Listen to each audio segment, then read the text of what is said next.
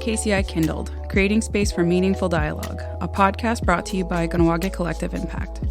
The goal of this podcast is to open up a safe space for community members to have conversations about current social issues, both intercommunity and global issues, culture and heritage, and language. This space encourages respectful expression of different opinions and perspectives. The opinions and perspectives expressed belong to the guests of the show and do not represent the views of Kahnawà Collective Impact or KSCS Kahnawà. This episode's discussion contains sensitive subject matter. Please listen with discretion. Have you ever been gaming or working online classes and your internet service constantly gets interrupted? First Nations Fiber is about to ensure that just won't happen again. Get ready for high speed at a new level. Click on fnfiber.com and sign up today. First Nations Fiber, empowering people through connectivity. Hey everybody, and welcome back to KCI Kindled, Creating Space for Meaningful Conversation. My name is Karina Peterson. I work for Kahnawà Collective Impact, and I'm here to host the Men's Health Series, which is a collaboration with KSCS Kahnawà. Today in the studio, we have Codey Martin. We have Tom Dearhouse. Hi, Karina. Hi. And we have Brent Beresford. So we're actually on our 4th episode so far. And I just kind of want to throw this question out a little bit before we get into our discussion today, but I want to know how everybody is feeling. And just in general, how was your day today? But then the second part of that is like, how has this podcast been going for you guys so far? Little debrief right on the air. All right, who's going first? Everyone's like, not it. 1, 2, 3, not it. I guess I can start. There's a bit of a tenderness right now, actually, because of some stuff that's been going on and in the week and in the day, and I think that resonates a bit with some of the conversations that we've been having. Like perhaps especially that last one we did. You know, it was like after the fact when I was driving home, I was like, oh, that touched some raw things, and I could feel it, you know, in the body, like there was something had moved. And so, yeah, so that feels like a good thing that's evolving. It's evolving into that. And just to recap, our last episode was on healthy relationships. And yeah, that was quite an eye opener for me. There was a lot of things that were brought up in that conversation where me as a woman, I'm like, ooh, okay, maybe that's something I need to work on or something I need to be aware of, or just like looking out for my own actions, you know, and taking responsibility for some of the things that maybe I have done in relationships, not just with romantic partners, but with friends and family and parents. And thank you for sharing. Mm-hmm. All right, who's next? I can follow. I would say I'm kind of recovering from a training last week, a week-long training on trauma. It showed I still need to work on things. Things rose up, the issues from the memories, which is a good thing, being a helper in the community. And this week is going fine. And just by coincidence, got an offer to do, of all things, talk about creation story and Peacemaker and traditional teachings from outside organizations. So that's in my mind, and I'm glad to be here to share a little bit on that. And Yawa for being here today. All right, last but not least. Yeah, kind of resonating with what Tom had said, because I was in the same training as Tom, and a lot of different things had come to light. And I guess doing this podcast on men's health is also another opportunity for myself to have a healthy relationship with myself and to reorganize my basement and drop off boxes here and there. So other than that, I'm doing okay. That's a really great metaphor. Unless you're actually doing that in real life too. A little bit. Yeah. And the basement, like even just the thought of that, because it's subterranean, right? It's underneath. Yeah. I learned that from Susie Goodleaf, because we do trauma-informed training with her. Yeah. That's actually the first time I heard that, but like I love that metaphor. It's funny. I used to have a radio show. It's not related, but it was also called The Basement. Wow. Yeah. And I used to just play a bunch of punk rock and all my angsty teenage metal. The Basement Tapes, isn't that Bob Dylan or something? The Basement Tapes.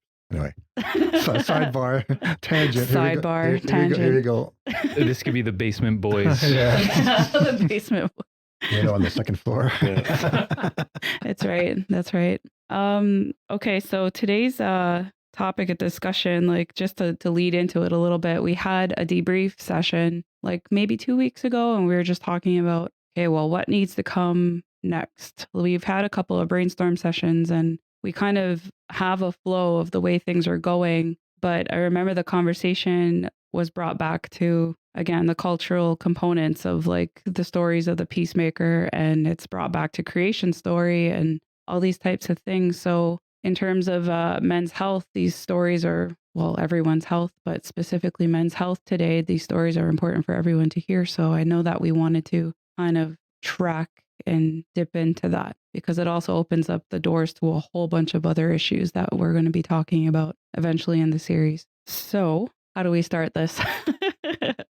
Okay, let me bring up something I liked from that right off the bat, something I liked from that conversation. I know we're going to have to backtrack a whole lot, but there was this story of the woman and cornbread face, and she had a name, Codey. Jagunsase. Jagunsase? Yeah. And I thought that was super interesting because that's the woman's role in that. Like, anyway. So that caught my attention right away. And I have to be honest, like I grew up in a very non-traditional cultural family, like in our sense here in the community. So as a Ungwe Hunwe Haudenosaunee woman, I didn't get that in my upbringing. So like as an adult now, I've been learning a lot. So this is like a really great learning opportunity for me to hear some of these stories right now. So I'm totally all for that. Would there be a benefit just to do a little short summary, just to start us off? I know Jagunsase was like called the mother of all nations, or the first clan mother, and the story says that she was feeding warriors on this path that ran east to west. And so in a way, she was allowing these fighting to continue until Peacemaker came and then gave her a position of like a different role. I don't know if Codey wants to elaborate on that. Yeah, so maybe what we could do is kind of get started into a little bit of a storytelling and then go from there with the tangents. Yeah, just like Tom was saying about this woman feeding men from east to west. And we brought that historical prefix into a modern time where we see, I guess, women doing the same sort of concept with men, right? Sending them east to west or west to east, in whether it's in emotions or mixed messages and so forth and so on. So it's too bad we couldn't get too in depth on the cultural stuff because it explains a lot more than what I'm trying to summarize off the top of my head. Like we totally can if you're comfortable with that. No, just like cultural sensitivity. Yeah. Got to be respectful to a lot of the knowledge keepers and that cultural component parts. But just in a brief summary, Tom had summarized it in a very good way that a lot of and how I bring that back and relate it into modern time is we kind of see that being used in different ways. We could look at adultery.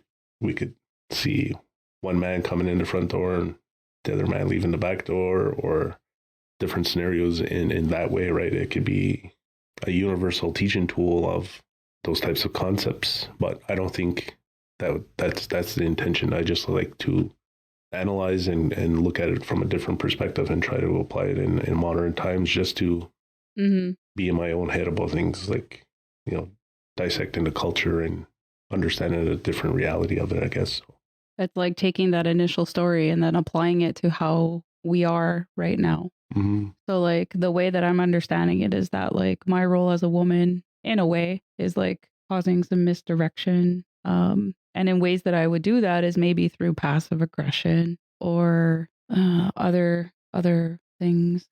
Like I can't think. I'll jump in. And the way I look at it, it's looking back at the story and the dynamics that are happening. Jagunsase's actions are not really healthy relationships, because like I say, it's allowing this fighting to go on between different tribes that are passing east to west and all over the place. And really taking advantage, going for the best deal, whoever's there. So that applies to male and female, but this is what happens. So it allows an unhealthy relationship to continue until Peacemaker comes and actions take place and converts that to where a clan mother will be supportive and everyone is kind of practicing the principles of the Peacemaker, his message, and uplifting and always supporting. And that exists present day in Longhouse leadership, and it should also exist in families, supporting, working together for a common goal, raising children and providing for themselves and so on, helping the community and so on. So just so I understand, like she continued this behavior until the Peacemaker came, or like was she waiting for him to come, or did the behavior stop after the relationship started to change with the Peacemaker? Yeah, I don't recall exactly, but the story says it happened for a long while. A long while it was allowed to continue. And then, well, even though the Peacemaker went to the toughest nation of all, the Mohawks, who accepted the Great Peace. I'm not sure the time frame exactly when Zaguse was brought in and given a role. If anyone can jump in and help me, that'd be fine. Can't say for sure the timeline. Yeah, I know, I'm not too sure of the timeline either. But yeah, it did occur for an extended period of time, and finally when the Peacemaker had arrived at that fork in the road or the crossroads of where she was located, he kind of delivered the message, the good word, or showed her. So like it was like an action to kind of stop this behavior. Yeah. And to change relationships after that. Okay. I'm reminded of just a technique. What do you do with a school bully? A bully in a classroom? If the teacher is really smart, or he or she, they'll give that bully a role, give that student a role so he'll feel valued. So it changes his role from, misbehaving to one that takes leadership in whatever task it is, like handing out papers or cleaning the chalkboard or organizing a desk or something like that. So you give, so Zagoon says they had a role, but it changed. And it changed into being part of the Confederacy and the whole aspect of, leadership, supporting all the 50 chiefs, the role that, and so she was like the original, and everything was based on her changing her behavior and really changing her mind to a good mind.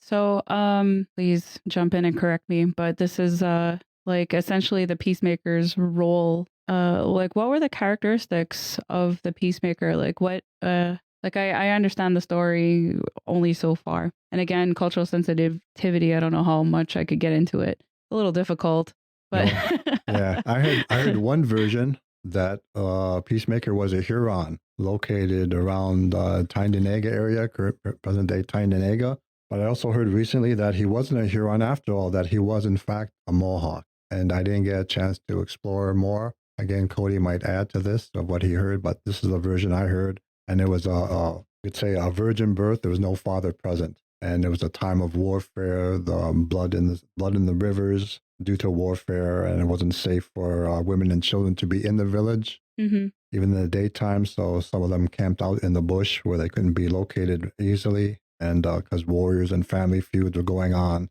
all this time, this is the time before European settlers contact. Heard the same thing, Codey? Yeah. Mohawk? Yeah, I heard two versions. Two versions. So I was told, you don't argue, but if you know the two versions, you just say that and just leave it like that. But what's important is the way he grew up was different from other boys. He showed like a leadership role, and he had this strange idea, I guess even then, maybe say 12 years old, bringing peace, dropping the weapons of war, and that would be bringing about power through unity and just a good message. And jumping back into the story, what was the timeline? At some point, there's an important one that I like.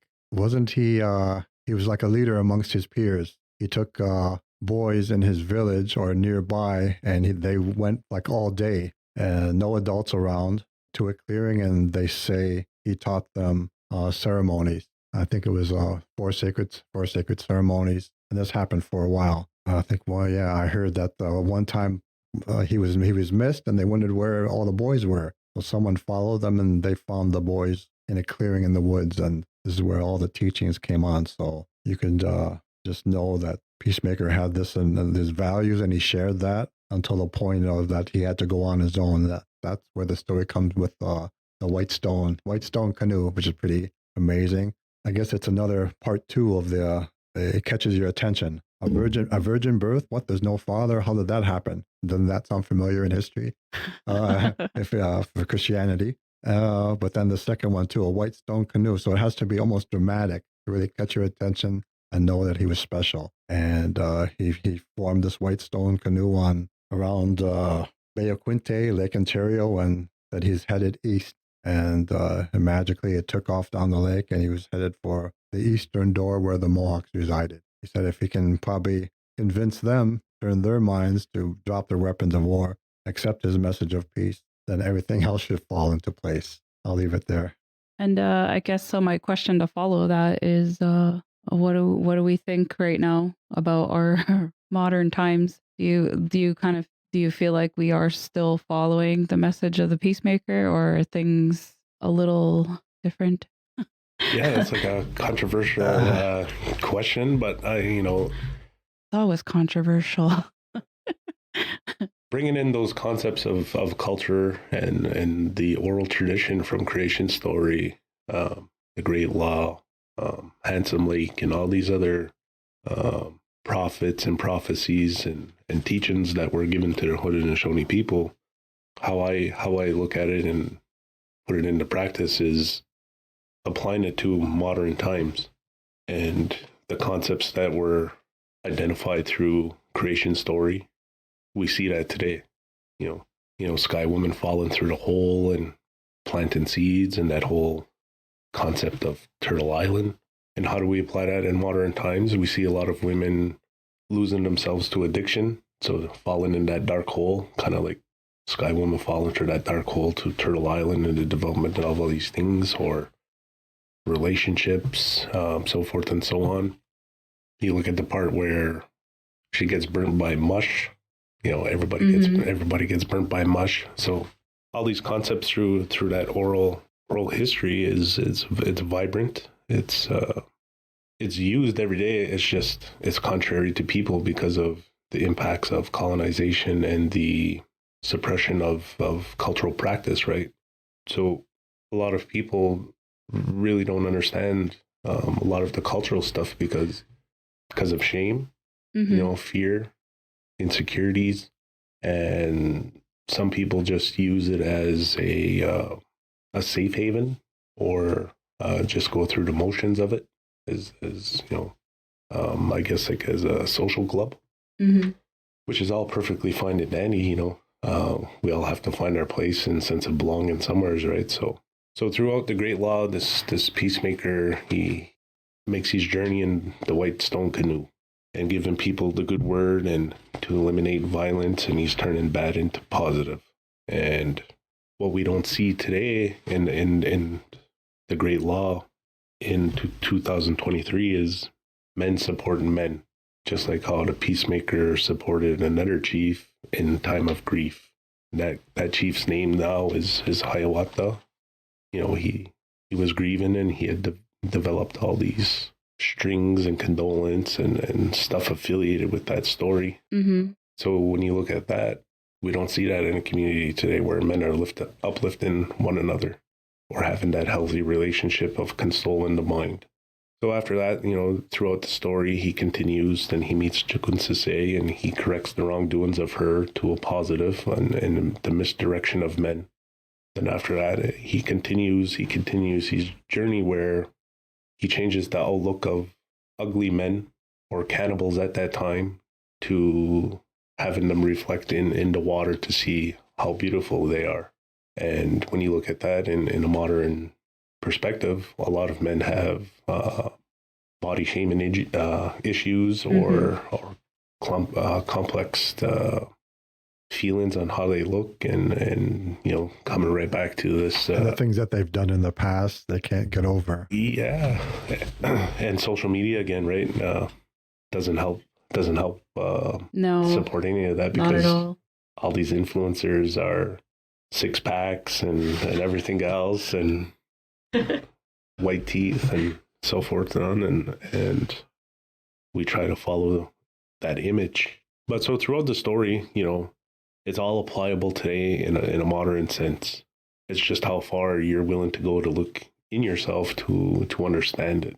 A lot of people, it's all, well, not going to say it's all metaphors, but you can look at these stories as metaphoric and still apply it to these times. Mm-hmm. Like the basement example. The basement is the depths of our soul, right? That need repair. Well, it's the same thing with a lot of these concepts. Because I'm sitting here writing a couple of notes on some stuff, and there's a couple of good points that were already brought up just about shame and fear and the lack of support for men out there, but just not even from general society, but men supporting other men. I think those are pretty important topics, and I'm sorry, you could keep going with the story. That's cool. So the really cool part about the story is that, the Peacemaker and a few other people finally get to meet the final boss and comb his hair, Adadaho or Tadadaho, depending who's telling or what version. They have that concept of combing the hair. So you could apply that today in a modern time, where taking that concept of combing the hair on yourself, and by combing your hair is working out the issues that you have. Mm-hmm. And that's what the Peacemaker did throughout establishing the Confederacy, by turning warfare, and all these different hateful crimes into peace, positive things, a positive outlook on life and how you should be carrying yourself and conducting yourself from day to day. And, just by saying that, I could already feel the feedback and the misunderstanding of what I just described, because, we're all human beings. We can't live a perfect lifestyle to the T as the Peacemaker or the Great Law. We have all our own faults. We all come from different upbringings, different ways of walks of life, but we have to encounter and go through those types of things in order to learn a little bit more about ourselves. Oh yeah, exactly. And that's probably one of the biggest boulder that 99.999% of men carry, of that misstep or walking, I don't even know how to, just a fear of failing, letting people down. But just thinking about the combing of the hair, to me as a woman, that's a nurturing act. It's not even about working out the knots. It's a nurturing act, because if you see moms when they comb their kids' hair when they're getting out of the tub, or you're taking care of someone. Mm-hmm. And as an adult, if someone were to comb my hair right now, I'd probably feel so loved. Right. And that's what that is, right? It's taking care of somebody else. It's nurturing someone else. It's to me, it's a very intimate act to be able to comb hair like someone else's hair, or to fix someone else's hair. Or a woman to braid a man's hair. Yeah. That's done also. Yeah. Once upon a time, I had long enough hair to braid, but when you get to a certain age. Yeah. I have a story about one of my cousins, actually. He has really long hair, really, really long hair. And he was struggling with it at the gym. So I offered to comb his hair, but to braid it for him, because I'm a good braider. And he was like, only my wife does that. I'm like, okay. I'm I'm your cousin, man. I was just trying to be helpful, but I get it, because it's a pretty intimate, nurturing thing to do that for someone. And the fact that the Peacemaker was able to do that for this chief in power is a huge symbol. And we don't see that so much these days, or we see it maybe in a different way. Mm-hmm. And I'm wondering, like we already said some of the reasons why why it's harder to get to that, like colonization, shame, fear, insecurity. Would you let someone else comb your hair for you? That too. It's are you apprehensive about letting someone take care of you, or letting someone nurture you? It's a pretty powerful idea. Yeah. I mean, I'm all for it. Yeah, me too. Yeah. But in my case, it was evolving. It wasn't like that when I was younger, because I grew up kind of hard the way my father was, stern and don't cry. Just take care of business and no hide your emotion. Learn that's not the best way to go about things. You have your life lessons to learn. It could be burnout situation or broken relationship, or just the sadness that you could have done better. So there's some remorse. But I want to get back to what Codey said, something important, the self-reflection that the chief did. If people are willing to do that, and this applies to anybody, self-reflection on what you need to change, what happened in your past, and this is kind of linked to the trauma training, but it's something that's my area. If you reflect on that and maybe make peace with what was done to you somehow, and forgive yourself, because you weren't the same person. Like present day, you were younger and didn't have the knowledge and all the life experience. So you can get to that point of just making peace with what was done to you, and then in your thoughts and in your actions and what you say about the past, whether the person is family or friend or stranger or and if the matter if they're living or passed on, that so you can still fix things up. You can still make things right. Yeah, by various means, and that's what we talk about in the field, of trauma work and healing, and being, reconciling with someone who has kind of done you wrong, but it starts, I guess, with a self-reflection too, that you need to do something and take a risk, like we took risks last week, and everyone took risks to share themselves, and in that risk-benefit analysis, the benefits are long-serving, going to serve you well for the rest of your life. That came up in the brainstorming that we did too, when we were talking about this, about making mistakes, and then those mistakes kind of sticking with you forever, depending on who you're talking to. So it's like, is there any kind of give for that, or like give and take about making mistakes? And then you're holding shame, and then you're holding fear, and then you're holding all these items because it's like there's no outlet to let it go. Like, where would you let that go? It's dependent on that individual when they want to do that self-reflection, right? Because a lot of men and women are kind of like Linus, and they carry around that blanket full of stuff, right? Yeah. The security blanket. And they, kind of rely on that blanket because it's a safety mechanism. It's a protective factor where they don't want to do any type of work because it's safer there than. Yeah, safer to mask it, to hide it, to hide behind it, to protect yourself from whatever. Yeah. So if one man in a stone canoe could bring 5 nations together in however long it took them, I think that each and every one of us has some sort of peacemaker ability to bring ourselves together in that individual compartment, right? To work, those 5 nations or 5 emotions that you may be struggling with, find a way to bring them in and help yourself with it.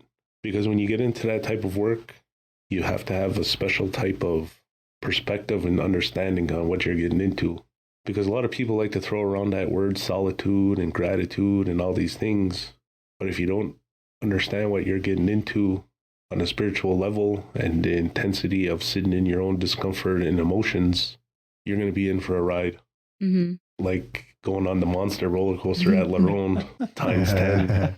And that's why a lot of people don't last long. They'll either get back into another relationship or just continue to do different abusive things in the sense of substance abuse and stuff of that nature. And sadly, suicide. And that's why, or where a lot of men feel left out because they don't have other men encouraging or supporting or even enough resources for the male population, or or even just like enough discussion or attention around that topic. Like there's tons, like as a woman, for me, if I want to go for self-care, I know exactly where to go. I know I could go wherever. Yeah. Because it's Spiritual Wellness Month right now, and there's like there was a mom's Pamper Me Day yesterday, and I'm not knocking it. It's great. I sent my mom. I want her to go. She deserves it. But is there a men's Pamper Me Day? And what would that look like? Because nobody knows. It's probably a lot of women planning these things, and women don't know. So it's And after being in an intensive week of training, I get this word thrown at me all the time: self-care. You got to do what makes you happy. What are some of the things that make you happy? Sure, going to the gym, walking in the woods, hunting, fishing, all these things it's temporary, but how does that fit into the class of self-care?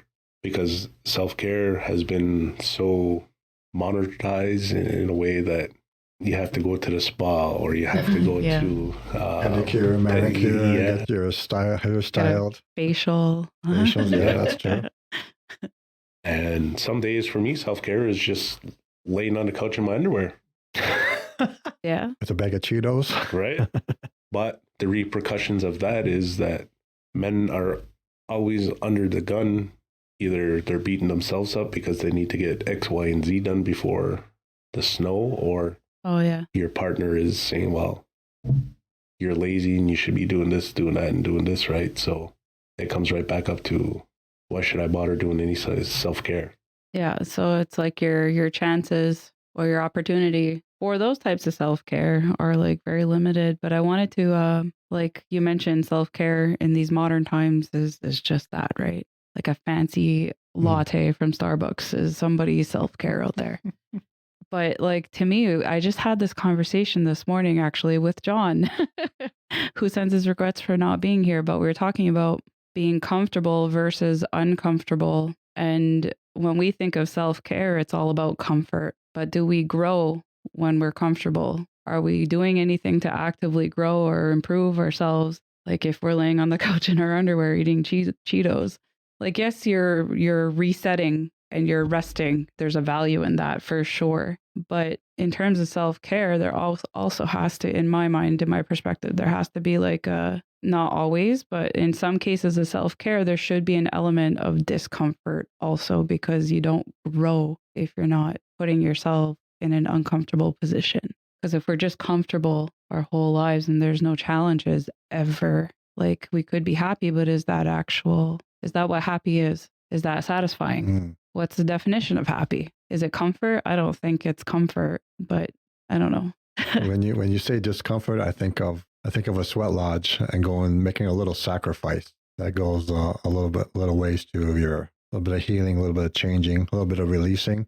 So just recently, I've kind of looked at it this way: self-care, to break it down into 4 aspects. There's a spiritual part, a physical, and a mental. And if you try to spread it out in self-care, maybe that'll make you take care of all your needs. Like, self-care can be reading a book, self-help book, reading some there's good native authors out there. Physical is the gym, eating better. On the spiritual side could be ceremonies, because there's some discipline to that. If a person belongs to a society or does some certain things, there's a certain discipline, and helping others too when you're called upon. So, and the emotional part, it's kind of goes into all areas, but you feel better when you're giving and not expecting anything in return. And it just feels good because that's your role. That's a role that you choose, and it goes on from there. You just said it, that there's a bit of a sacrifice involved, but in the end, you feel better.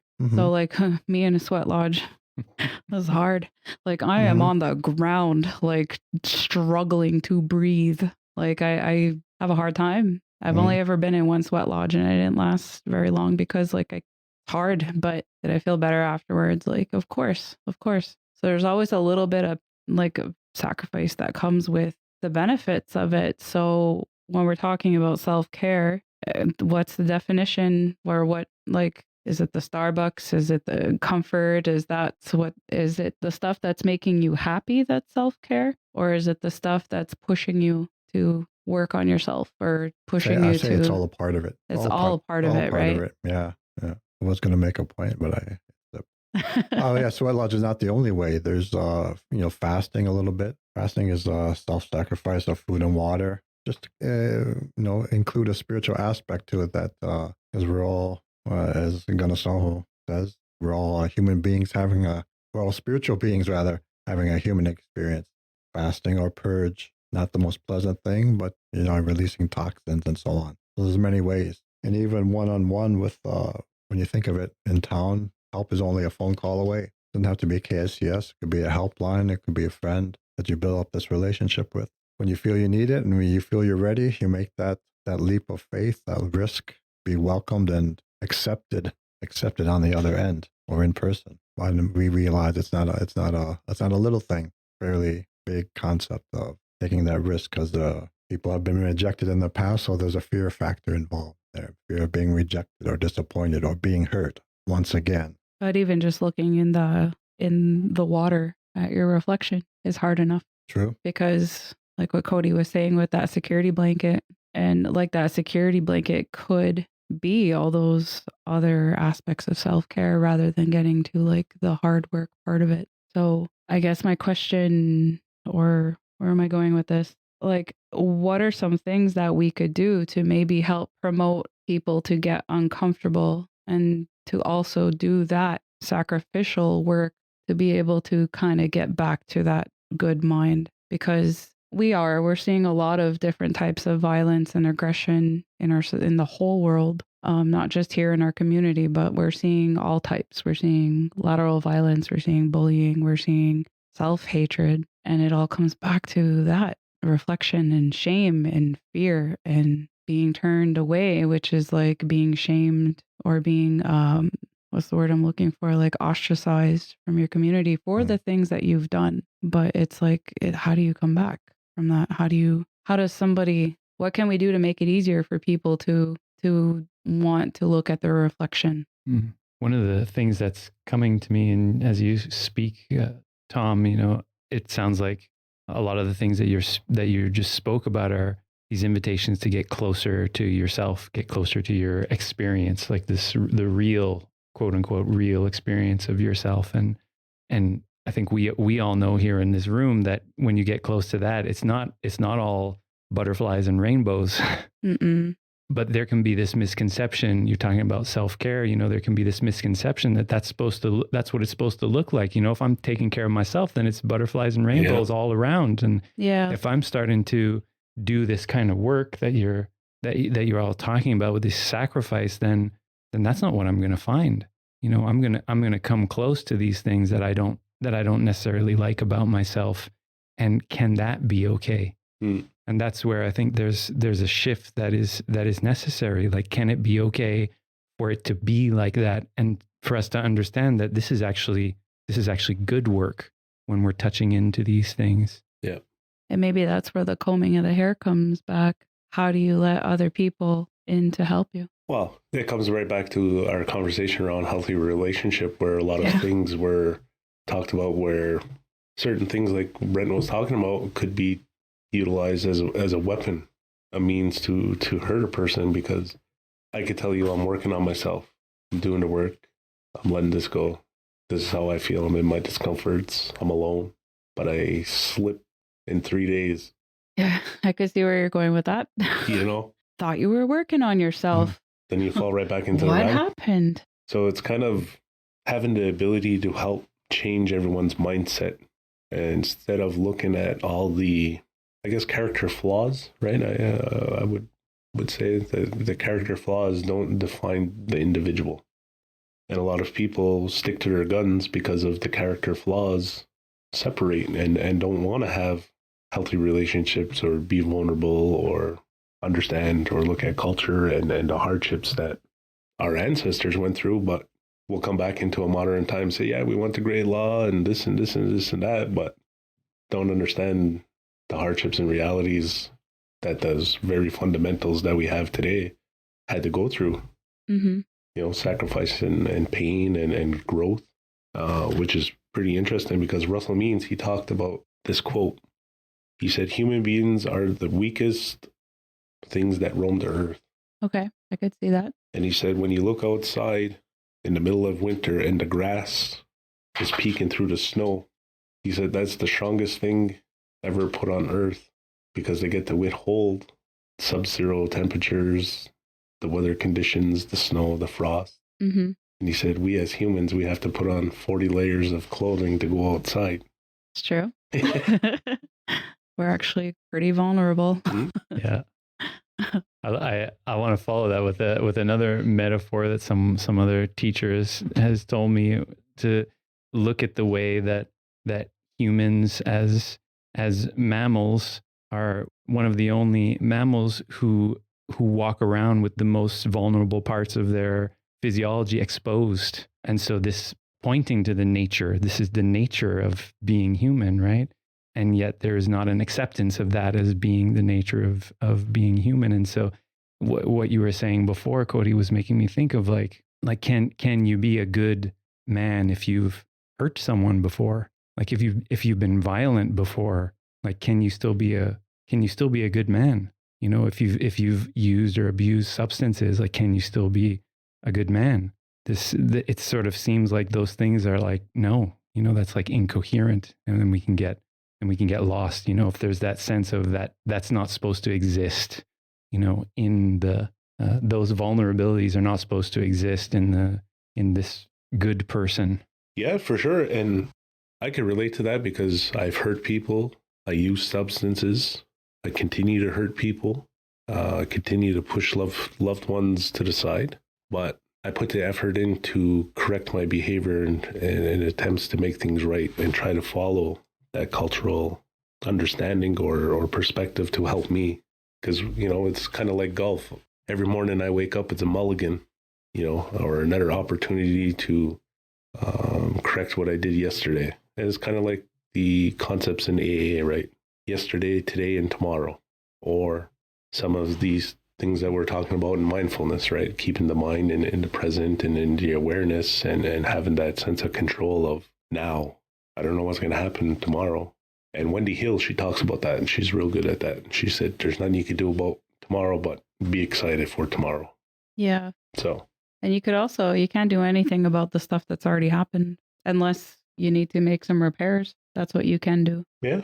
You can't change what's already happened, right? But stuff like that, words, actions, whatever you have made, done, or did happen for a reason. That's my opinion. That's what I believe in. Mm-hmm. And it teaches me something. I'm still learning about myself, learning about my actions and words and how I communicate. Or lack of. Yeah. For me, lack of communication. There's this, I hesitate saying this, but it's a Buddhist teaching about regret and remorse as being the saviors of the world. So I would add to what you said, Karina, like you can't do anything about those things except for learn from them. Like if we have this capacity to be okay with the fact that those things happen, then it opens a space for the heart to be able to hurt, and be like, ooh, like those things were painful and those things cause pain to others. But if I can be all right with feeling that, there's much more chance that I'm not going to repeat it again. Well, maybe that's, I love this, the metaphor of the combing hair, but maybe that's where we need to learn how to comb our own hair. Yeah. Provide some love and nurturing to ourselves, some kindness to ourselves. But that's hard, right? You could do that for other people, but it's hard to do it for yourself. It's hard to accept it from other people. Yeah. And I had that told to me multiple times. You have the tools, you have the education, you have the understanding. You take your shirt off your back to give to other people, to help other people. You put us to the side, and then you can't help us. It's completely different to utilize the tools, the education, and everything else that you know to help a person. Mm-hmm. But to bring that in and then to help yourself or help that situation, it's a completely different scenario because you're fighting, trying to figure because I also don't want to get a bunch of knives thrown at me when I walk out of this building. But, trying to, you're grasping for straws in air at that point because you're already so heated in whatever it may be that you don't have time to reflect and say, well, I have this and this and that, and I should have, and then after everything's all said and done, that's when all those ands, ifs and buts come into play. I should have. All the should have, could have, would have. Yeah. Mm-hmm. Yeah. So it's pretty interesting. And I think Tom might have some relatable teachings, but throughout the years I traveled, a lot of elders said, it'll be selfish for you to use your own tools and gifts on yourself when those tools and gifts were given to you to help other people. Yeah. So men are in limbo again. Yeah. Should I help myself or should I save that for the next person coming? That's a lot of... Yeah. And that's a lot of confusion. And that's the reality. Whether you have spiritual gifts or you belong to any society or anything in a cultural perspective, or whether you're in an office with those types of responsibilities, or if you're going away ironwork or carpentry, whatever it is, do you help yourself or you help the company or the next person coming? Kind of like that apprenticeship. Is it possible to do both? Like, is that even fathomable to be able to think about yourself as well as other people? Like the concept, yes, of course we could do that, but what are the constraints to that? Like, but it's everything we've already said before, right? It's You were kind of asked to do that anyway. yeah. Work, sacrifice for others, and then help yourself. Take care of self-care and maintenance. Because you're no good as a helper if you're not healthy as possible. So, Yep. It's also where that. Oh, sorry. Go ahead. And I'll finish. I thought you were. I was just a thought that it's good to have role models, male or female. Also, doesn't have to be older either. Can be any age. As long as you have that connection, you can be helped by, because they can be like that mirror of yourself and where you need to work on something. That's a risky thing too, to get that feedback. Here's something you should work on. But if you trust and have that rapport with someone, it can be done. Yeah, I'll leave it there. I think it's kind of important to have that too, because again, if you're just surrounded by people who are not giving you honest feedback about what you're doing and who you are, like you're never going to know that there's something that you need to work on. You're never going to be able to progress. If everyone is just either like patting you on the back or telling you great job, even though it wasn't so great, like how no one's ever going to learn or grow from that. But like, I kind of feel right now that there's a lot of people that, because if we're relating it back to modern times, we're living in this like quote unquote woke world right now where everything's got to be politically correct and you can't offend anyone. You can't say anything offensive. Someone is going to be upset. And that's the worst thing in the world, is to upset people. But is it though? Is it the worst thing in the world? So it's like, I feel like a lot of relationships right now are people, like friendships, even family, maybe a lot of stepping on eggshells around each other because you don't want to upset anyone. You don't want to offend anyone, or you don't want to risk wrecking the relationship because you have some feedback, or like but mind you, you're not just going to go around and like call people out for whatever reason. If you're going to have something to tell someone, it's because you know that they could be doing something better, or they can be better, or you love them enough to want them to change. Or, it's not all about criticism. Maybe some people out there just like to criticize and judge, but if you're coming from a place of love and you're afraid to tell somebody, like that's a huge impact right there on people's growth, as if everyone is just afraid to push buttons and ruffle feathers and to make people upset. Yeah, because everyone thinks grass is greener on the other side. And we said it last time, grass is greener where you water it, right? A little bit of hard work in there. It just feels like it comes back to that sense of security that you were talking about before, and this idea of like a false sense of security. Like, I hear what you're saying, Karina, and a part of me is like, well, for people who have to survive with a false sense of security, not known, unknown to them, then yeah, you might say something to that person and it could make them crumble, and that doesn't feel like it would necessarily be helpful. So there's a sensitivity around that, around like what has happened, so that you have to walk around with that blanket as the only way to be able to stand up and like go into a room and do the daily thing that you do. Yeah. Sounds like a lot of hard work, which is so worth it. And imagine if people put the work into themselves, what our future kids would be growing up into, And maybe we could get back to this, like these teachings from the Peacemaker. We get back to a certain level of peace. And yeah. And also, I'm going back to this cornbread face again. I think it's important because after hearing all this stuff that we mentioned, is that this woman's role in this story was to misdirect, miscommunicate, send people different ways, and her message was not clear. But it took the Peacemaker, this peaceful man who loved himself, who loved all the other people, to come in a different way of being, to have her change her role. So if we look at this in terms of relationships now, like women will also change when men change, and it's like a symbiotic relationship that goes back and forth. So like, not to pit men against women, we have to work in harmony. That's the way things go. It's a balance. But if our men are upset, then so are our women, and vice versa. And that also comes into play about roles and responsibilities of men and women, right?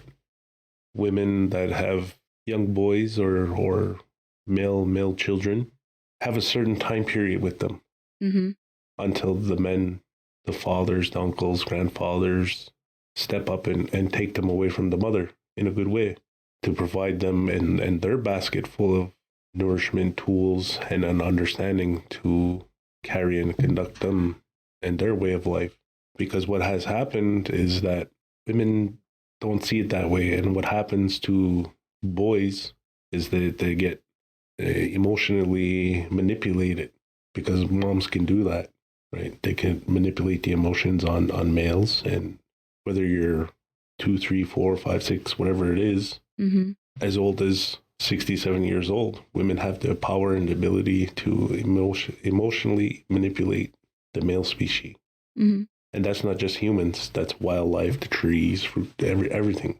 So that's where a lot of complications and issues happen because of the role and responsibility part.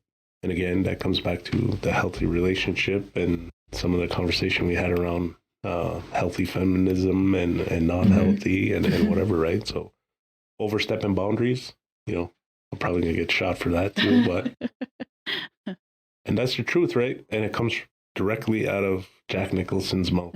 Jack Nicholson. Yeah, you can't handle the truth. Right? That's the bottom line of that, is because men get so doubted and pushed to the side because of that intimidation and overpowering of female society or dominance, that, all right, well, I'm going to show you, you got it, take care of it. But when stuff starts to come up and starts to happen during that boy's life, how do you explain that to a boy if you haven't experienced that? Yeah. That's just the same thing with fathers raising daughters. They have them to a certain age period, then the moms, aunties, grandmothers, and all that step in, because there's that whole conversation around the moons and understanding those parts and organs and how to take care of and nourish your body, right? Men don't have that. Men know and understand what's happening, but it's not their job to teach their daughter about that. And bringing that into a modern time, country music messed that up. Country music. Right? I'm not a fan of country music. And everybody loves that song, especially... Which song? You'll have to sing it. Daddy's Girl. Oh. Yeah. Number one, and I know it, Daddy's Girl. Should insert the clip here. I'm like, yeah, you're going to have to find out a clip for that. I'm like, I don't know the song, but I'm pretty familiar with it. I was a daddy's girl. Yeah. And the attachment right there is through music. So with daughters being attached to fathers or father figures in that fashion, boys or young men don't have that connection with their fathers or uncles or whatever, because they're being nourished by their mothers and aunties.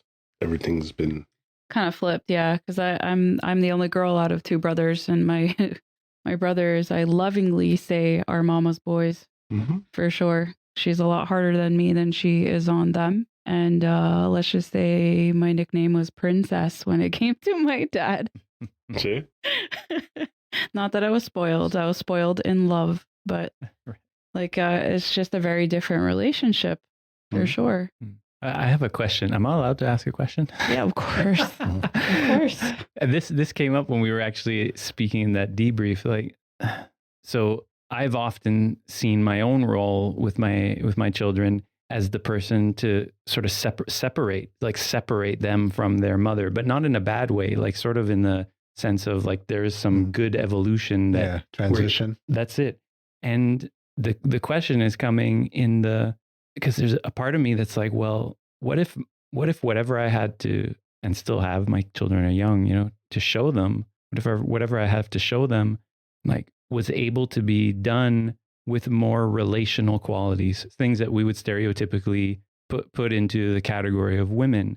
What if I had those more available to me and was able to raise my children in that way, still coming from the masculine, the masculine side, but filled with these other kinds of qualities.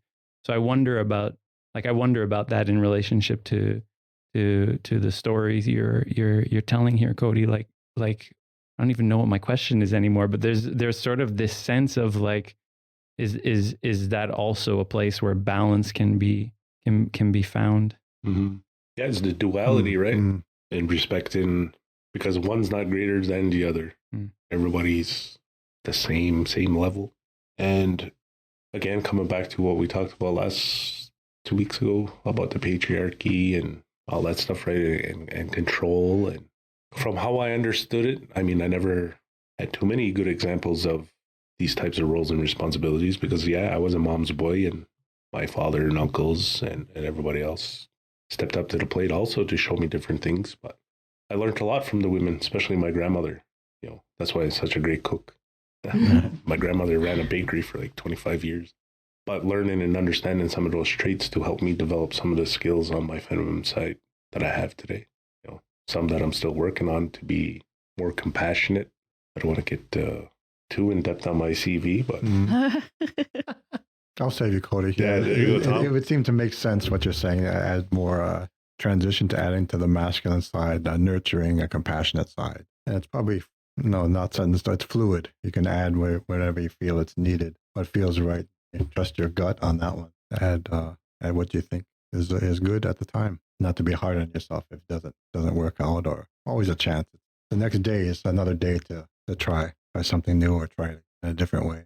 Something like my dad passed away when I was 7, so I didn't have much time with him, but something that I'll just share a little bit here.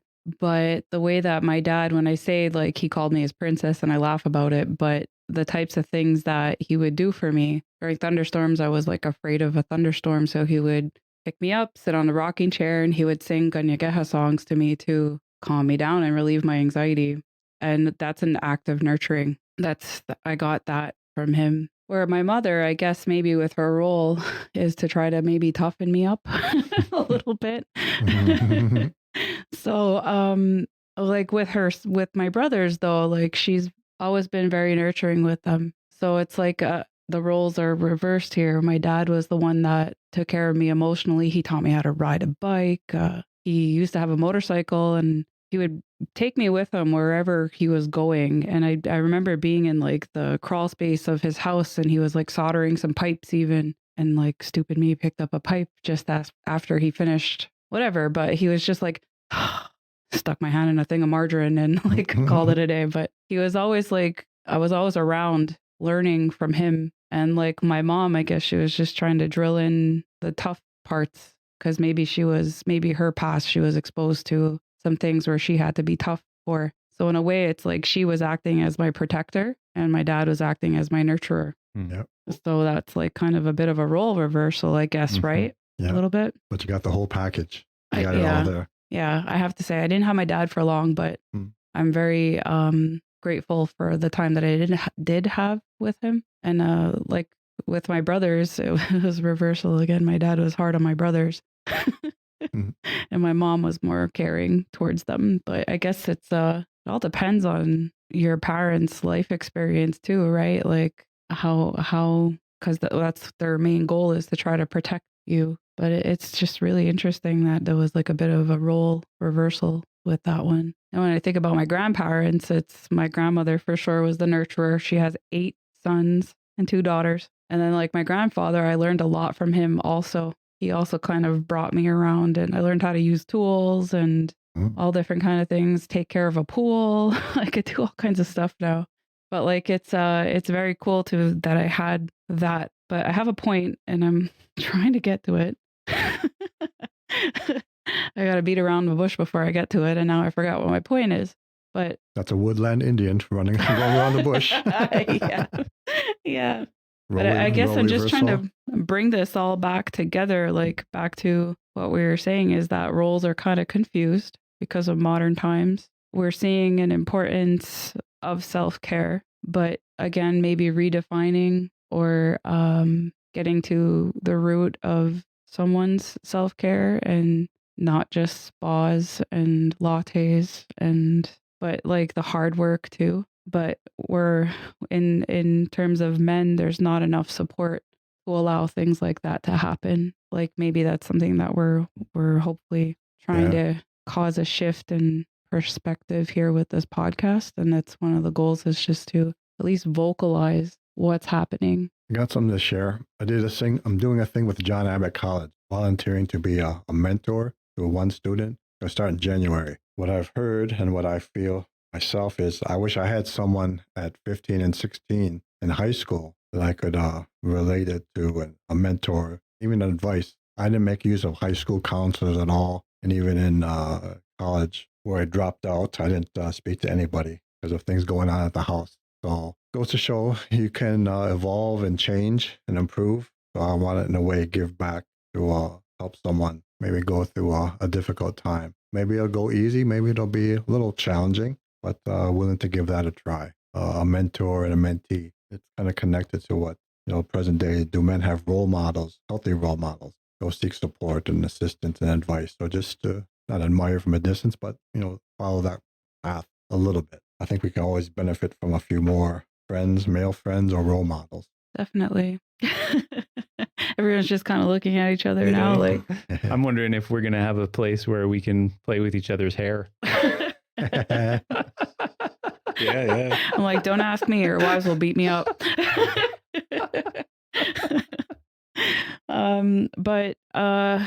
Yeah, just to wrap this up, this was like a really, like, for me, it's a learning experience because like I have heard some versions of these stories, but like I said, I'm only picking these up as an adult because I didn't grow up with it. So the more I hear about it, the more perspectives, it's like I'm just absorbing all of it. So I want to thank you for sharing what you guys shared today about those stories, Peacemaker. Yeah, a lot of teachings in there. And me too, didn't grow up by hearing that, but it seems that if we know the stories a little bit, we find ourselves in the story, like the source of our kind of our problems, our issues, but also the flip side is a way to get out of it. So it's the kind of the problem and then the medicine to help you through it. And it's amazing because like I took the creation story, 13 weeks, 3-hour sessions, and it was one.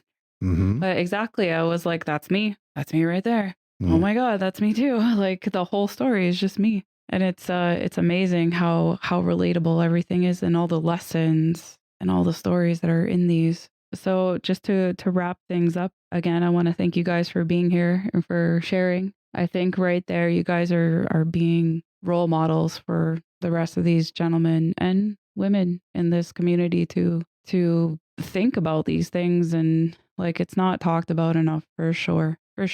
Like, you're not going to sit at Dearhouse and this is your conversation all the time. This is only our conversation.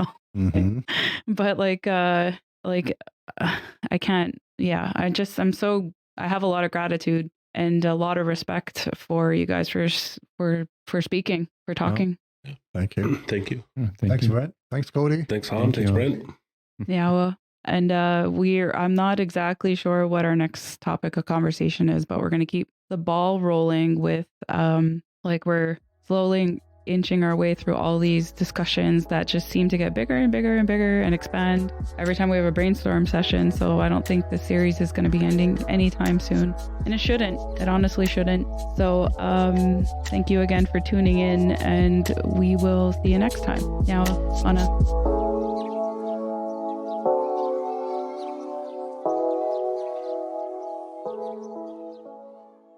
The views and opinions of the guests expressed in this podcast do not reflect those of Iorì and its employees.